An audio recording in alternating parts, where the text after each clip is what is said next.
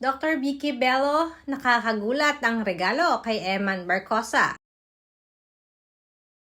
Trending at usap-usapan na naman sa mundo ng social media si Eman Barcosa.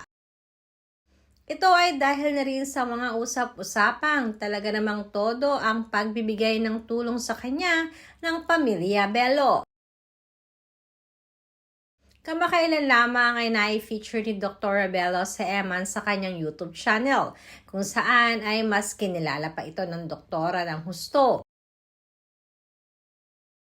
Ayon kay Dr. Bello ay napahanga siya ng todo kay Eman dahil na rin sa mabuting kalooban nito at sa kanyang faith sa Diyos. At kahapon ngayon usap-usapan din ang pagdalaw ng pamilya Barcosa sa tahanan ni Dr. Bello,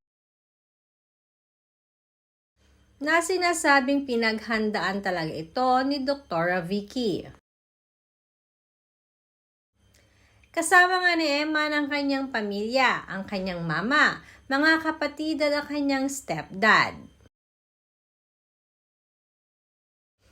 Gumawa rin sila ng TikTok collab kasama ang anak ni Dr. Bello na si Scarlett na talaga namang aliw na aliw din kay Eman.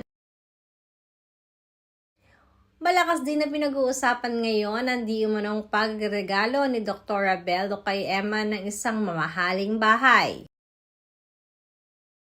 Naumano naman ito ng samot-saring reaksyon galing na rin sa mga netizens. Na-deserve di umano ni Eman ang mga ganitong regalo dahil na rin sa kanyang mga pinagdaanan. Subalit wala pa namang confirmation ito galing mismo kay Eman. Pero sabi nga, kapag mabait ka ay talaga namang pinagpapala.